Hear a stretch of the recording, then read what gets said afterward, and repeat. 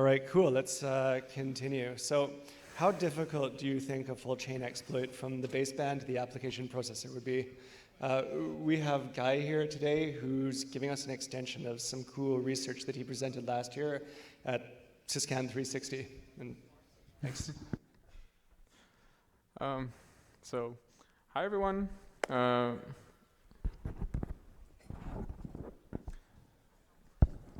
everyone. My name is Guy. I'm basically going to talk to you about baseband hacking today, and this is the second part of my talk, of which I gave the previous part in Syscan 360 last year. So just a few words about myself. I'm independent. I'm doing low-level research for the past couple of years. I'm doing Infineon for around 1 year right now, and I really like coffee. So just a few words before we actually dive into VR in Baseband itself. Let's just do a small recap, just to get a better understanding and being on the same page together. So when we actually talk about baseband, we're actually talking about that small processor that you guys have in your cell phone, either in your cell phone or in your car or in your connected device, that basically that thing that. Sorry, I'm really nervous. I'm a very shy person, so it takes me a couple of seconds just to wrap up and basically get it.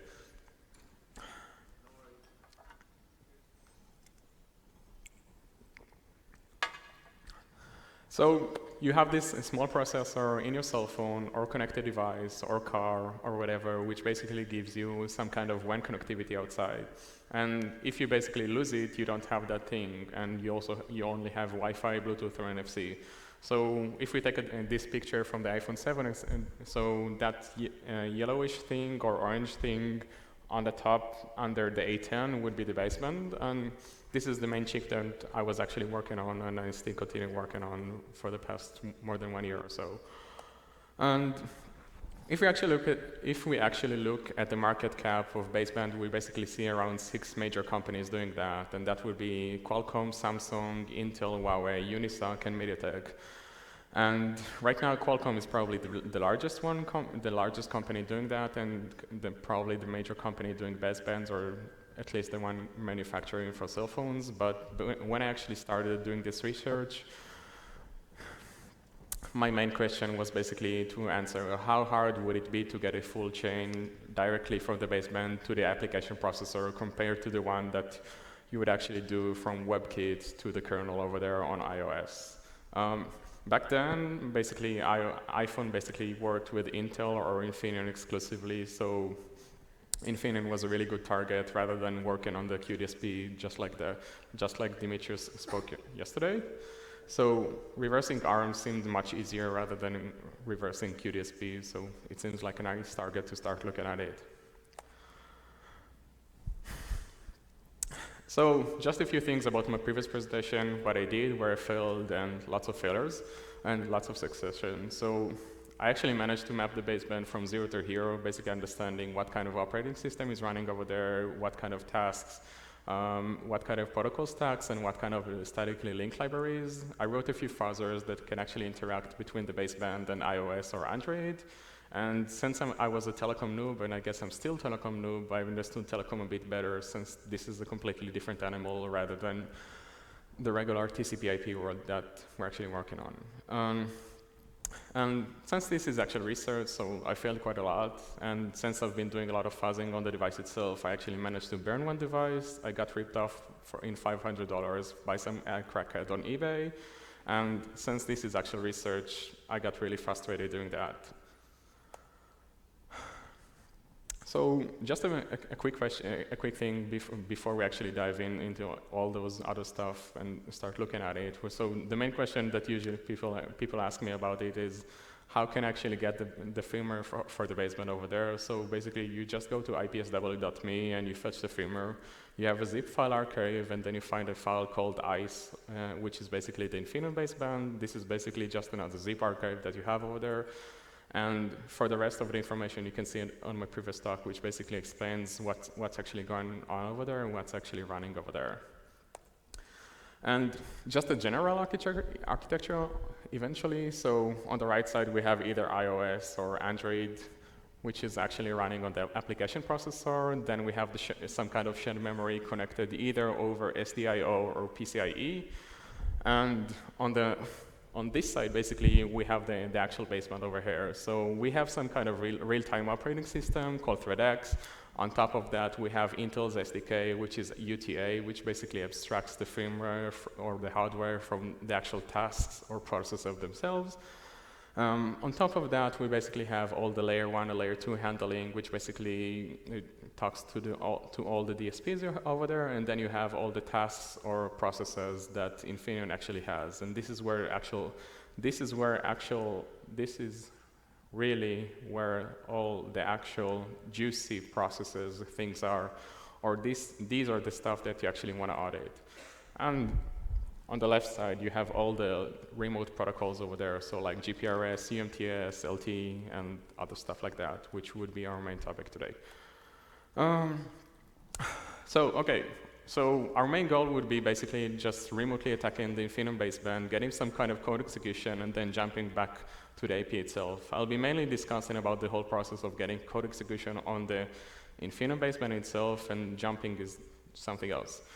And if we divide this kind of attack vector, we could basically divide it into two main attack vectors. The one that we'll actually talk about would be like a rook base station. So it basically means you have to be pretty close to the target. You get the target to roam into your own network, and during that roaming and during that registration, the target would register to your own network. You'd find some kind of vulnerability over there, and then you get code execution and you jump off to the AP. The advantage about it is basically that you have full control over the network. So any kind of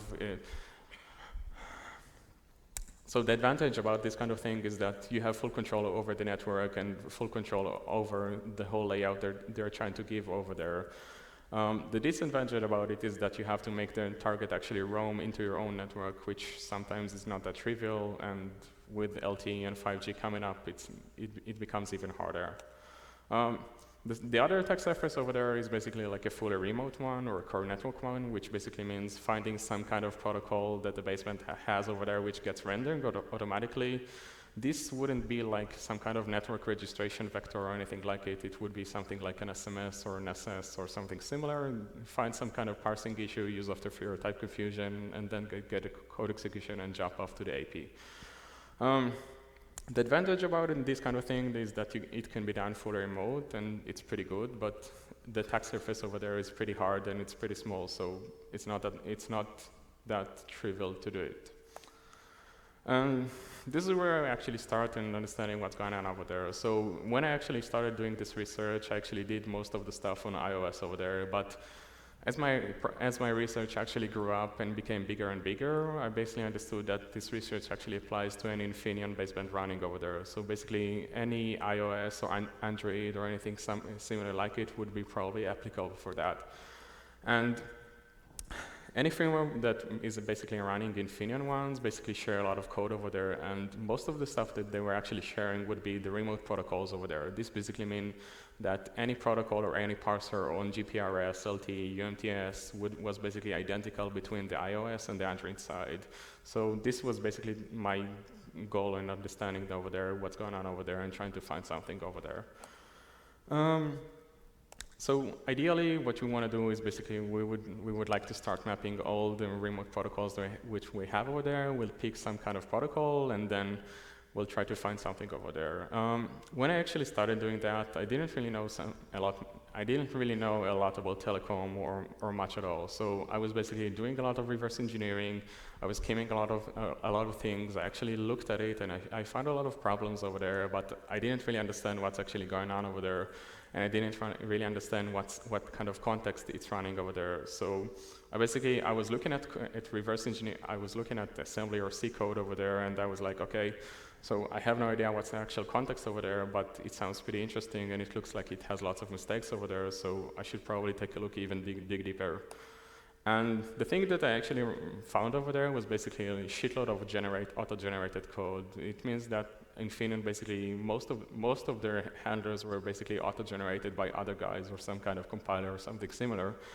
And this basically led me to understand that it could be much more error-prone than I actually thought.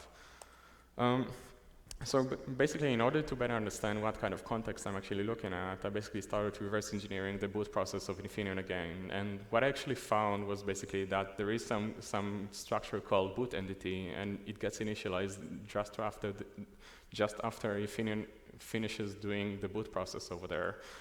And that boot entity eventually contains all the logic or all the entry points for every remote protocol over there. So if your basement basically supports for GPRS, UMTS, LTE, or anything like it, it would have an entry over there.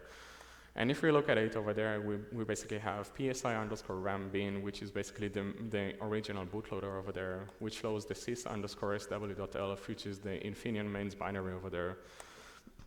This binary basically does all the board bring up over there, and it creates one task called bootman. Bootman basically does the core initialization because Infineon is dual core, and once you finish that, it spawns one thread called CPS stack. CPS basically stands for Cellular Protocol Stack, and Cellular Protocol Stacks basically just iterates all over those boot entities doing that. And this is basically how it looks. You basically have the initial function, which for initializing the CPS stack, which basically initializes GPRS, LTE, UMTS, and everything else. It's a pretty easy struct to look at, and you can basically see the text over there and to better understand it. And if you look at the initialization function, you pretty much see that it's pretty easy to spot this one. So once I understood that, I basically saw, okay, I have a huge structure of array over there that contains all the stacks over there, so I can basically just start reverse engineering them and get better understanding.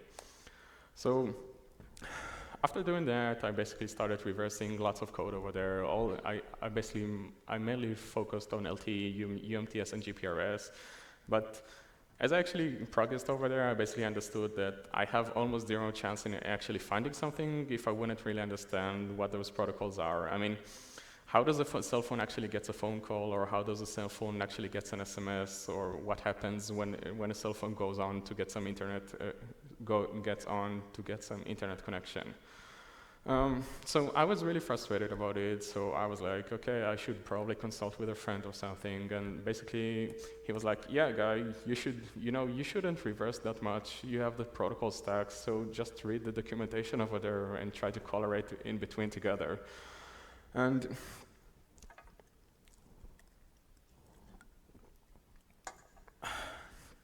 And my original answer to him was like, okay, what the fuck? Why should I read documentation? I mean, I really like reverse engineering. I should really just continue reversing until I actually understand that.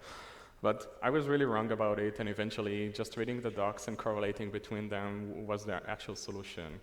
The problem with that was that because you have so many specs and you have so many protocols, so you feel kind of lost about it, because every option you have over there, if you want to look at GPRS, UMTS, ETWS, SMS, SS, and probably a lot of other acronyms, there would be documentation for that.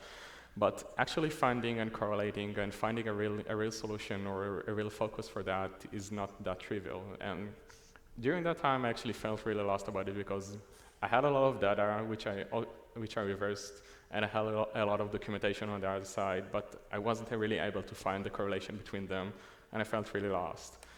So eventually what I did, I got to protocol stacks, and I was like, okay, LTE is pretty new at the time, and GPRS pretty old, so the legacy code is good. It probably has lots of bugs over there, and LTE is pretty new, so new code means more bugs, new bug classes and stuff like that. I should actually focus on both of them.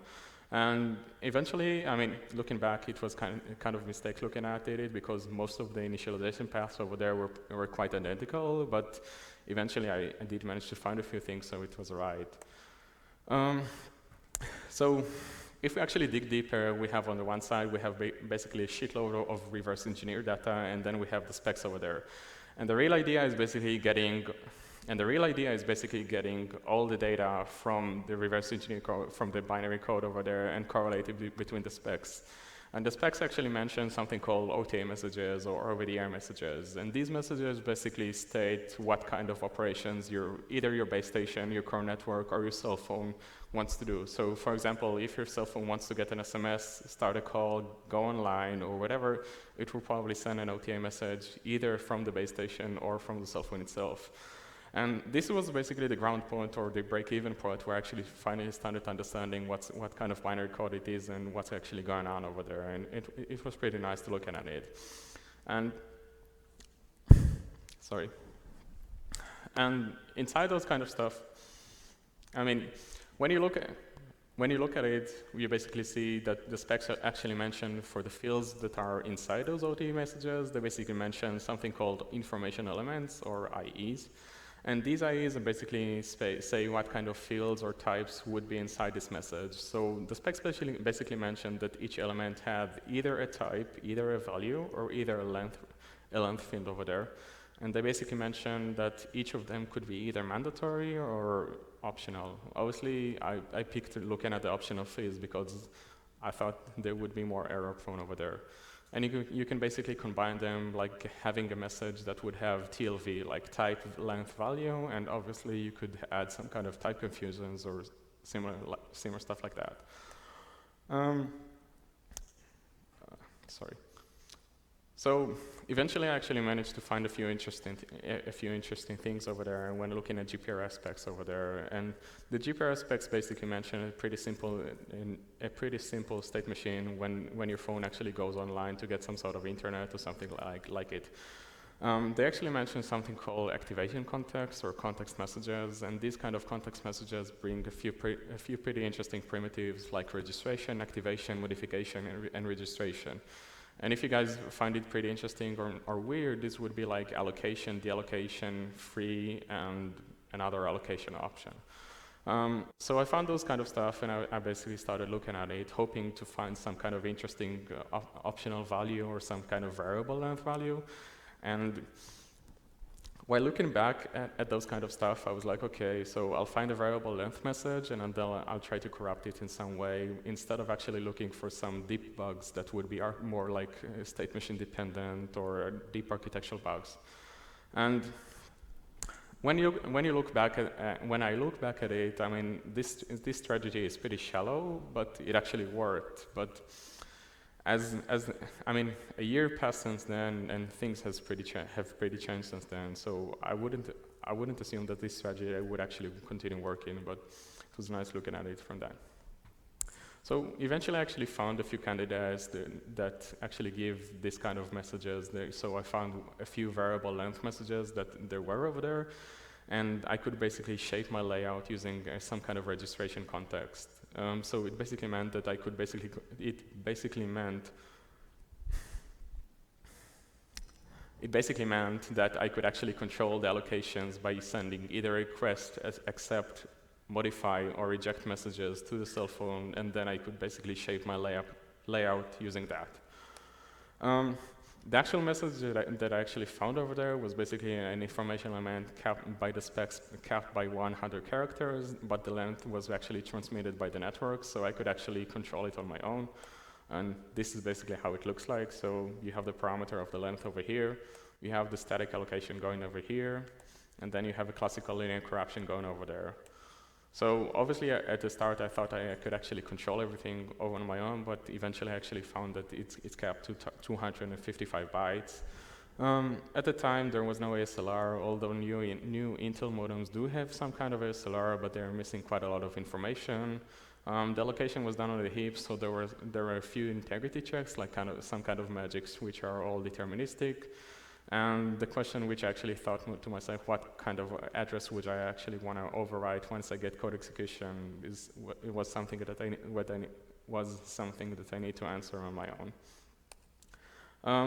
So without actually going on the exploitation itself, or the post-exploitation itself, because it would take a bit longer than that, I mean, we initiate a lot of request messages to the cell phone over there, and then we shape the heap over there. Then we do a modification request where we do our linear corruption over there, and the next time the phone is actually asking, okay, can I actually activate the context over there, we basically send a reject message that would trigger the free operation over there. Once we do that, we basically send another request modification to the cell phone, and with our own free PTR that we can actually control, and using that, we basically gained a write-where primitive using that. Eventually, I picked to overwrite one of the USB or Lightning pointers on my own and get code execution, and that was it, basically. So the thing is that this was fixed or banned about 1 year ago or so. When iPhone XR or XS actually came out, Intel came with a pretty interesting surprise. Up until now, all the basebands were basically ARM-based, but the newer ones were basically Intel-based or some project called Sophia. So these basebands were actually pure Intel x86 basebands, which basically meant a whole different, a full recompilation of the UTA infrastructure over there. They added some kind of ASLR, and they all started using the safe libraries, which basically meant that they started using memcopy_s. Not sure if Intel is going to continue doing that, or maybe they'll go back to ARM. Only time would actually tell. But I imagine that they already knew about this bug, and they didn't really care, because if you kept reversing enough, you would actually find it. This is basically how I found it. And this is basically how the fix looked like. So they just added a few bounce check and using memcopy_s over there. So this thing is pretty problematic eventually. I mean, I could keep reversing and keep doing that, but newer iOS would actually go out, and I'd rather spend as less time as I can reversing things rather than doing ODE or VR over there. So, and reversing that much for one bug doesn't really scale that well, and I need somehow to scale my research to do that better, or do things easier eventually. So ideally, what I say in pretty beautiful words would be, I want to scale my orders per day scale, or in less beautiful words, can actually fuzz Infineon to get more out of it, or to scale my research in some way. And I've never done too much in embedded on my own, so this was basically one of my first attempts, and these were basically my main goals. I mean, the bugs I found was basically just a shallow bug, so it's pretty easy to find, it's pretty easy to fix. It doesn't really require that much of understanding of how the protocols actually work. And what I'm doing right now is basically trying to find harder bugs, which are most architecture dependent, which are harder to fix, and they require like deep understanding of the whole protocols and on the state machines over there. And ideally, what I actually want to do is basically just fuzz Infineon, let it run, see if I have interesting crashes, see if I have interesting path or some kind of test cases, and these are basically my attempts on trying to do that. So, sorry. So my first attempt was basically just throwing the Infineon baseband into QEMU, trying to do the board bring up over there and trying to understand what's actually going on over there. I was really curious how hard would it be to actually emulate this kind of thing, because eventually it shouldn't be that hard, right? I mean, you need to do some kind of board bring up over there, you need to have the same address space and some kind of peripheral emulation over there. But apparently most of the work over there was basically doing the board bring up over there, because it starts from a different core which loads the bootloader, which loads another bootloader, and then jumps off to the main binary. And I was mostly focusing on emulating the main binary instead of all the other bootloaders over there. So I kind of failed miserably doing that, and I gave up pretty quickly after a few weeks. My second attempt was basically, okay, so if I can't fully emulate everything, I'll probably just get some kind of RAM dump and then continue from the same state over there. Back then, I didn't really know I could actually get a RAM dump, so I was like, okay, I'll start looking for that. And basically, my main thing was like, okay, in order to get a RAM dump, I want an ODE, so I need to get a RAM dump. And in order to get a RAM dump, I need to crash it. So in order to crash it, I need to find an ODE. And it was like a cat and mouse thing that I was like chasing myself eventually. So I basically gave up. So the third attempt was basically the most successful one eventually, because I was like, okay, so I can't emulate everything, I can't continue from a specific state, but Everything that I'm basically auditing right now is basically just parsing data from one place to another. So these state machines are pretty small, around 400 to 3K functions. So theoretically, I can basically take all those functions and just glue them together and in my own space or whatever you call it, and just plug a fill to it. And it actually worked. I mean, I did a lot of reversing and lots of type inference over there, so I had most of those things ready. I wrote some DFS algorithm which iterates from the entry point of some protocol stack over there, generates one huge C file. I added a lot of malloc, queues, interrupts, and stuff like that. And then I basically recompiled everything, put everything into QEMU, and it worked. I was really amazed about it because I didn't really think it would actually work. So here's kind of a demo of it, which I hope it will happen. So this is just one of the protocol stacks. Oh, fuck.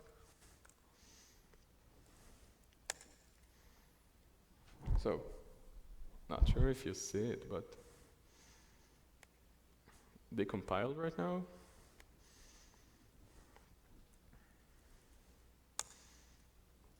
Just a few more like replaces and some header files. And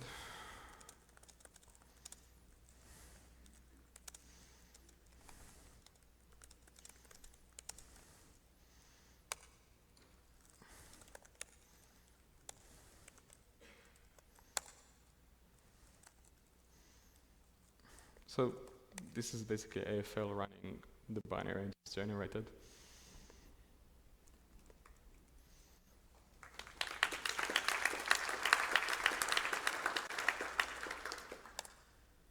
Symbols.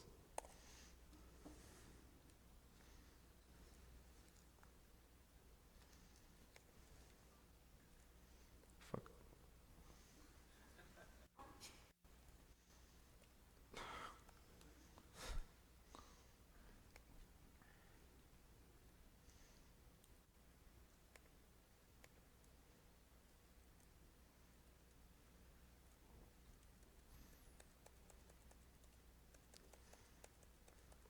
Oh, shit.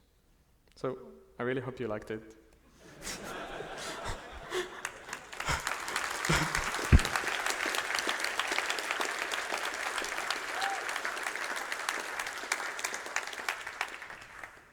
Any questions?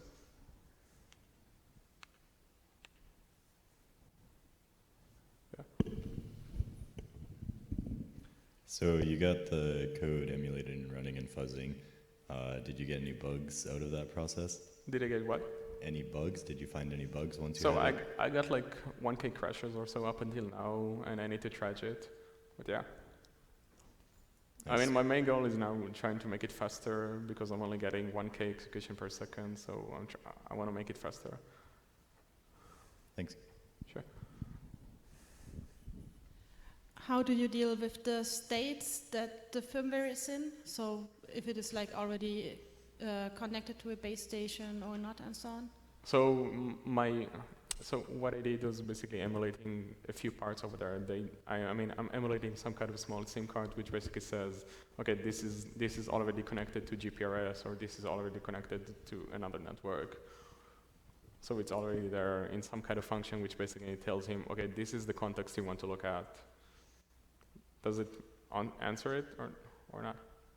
I mean, okay, so what specifically? I mean, you might have very different states. yeah, you're right. You're right. It's not that simple, right? It's very fragile. You mentioned that the newest 5G version is all open source. Have you looked to see whether the protocol implementations in the open source version are the same as in the version that you're looking at? Open source, sorry? Didn't you say that the new x86 baseband has an entirely open source, or No, did I misunderstand? No, I wish. I mean, basically Intel have a lot of shared code in their SDK over there, so most of the libc library is open sourced over there, so you can generate Flitch signatures or just diff it on your own to get better coverage. So,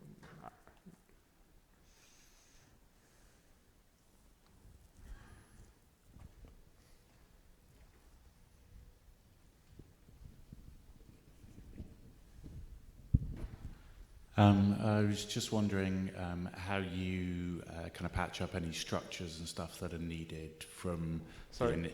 I was just wondering how you patch up any structures that are needed from like the initialization process. So I didn't. I just took a specific parser out of it. I mean, I took one parser which basically parses like SS messages or SMS messages or like mobility management or GPRS mobility management, and this was basically my entry point. And I wrote a few abstraction layers to basically abstract all the malloc operations, queues, and interrupts on my own and just glued it over there because most of my code had pretty good types over there already because I did lots of reversing before that. So I glued it together and it kind of worked. Okay, so you didn't really find that there was it had a kind of lots of requirements on, I guess, kind of back to the question earlier, like the state of the system as a whole, like the parsers were pretty independent, were they? I'm pretty dependent because UTA abstracts most of those things, so I can just override those functions and just do what I want eventually.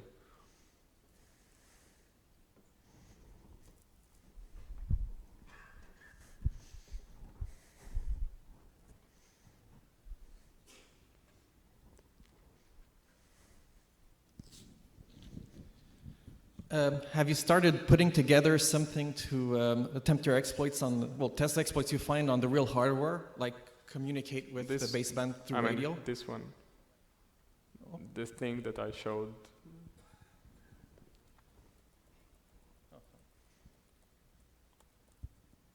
This was tested.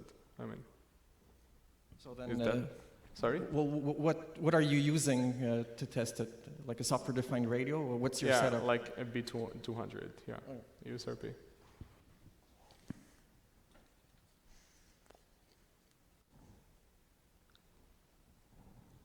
No more questions? All right. Thank you. Thanks.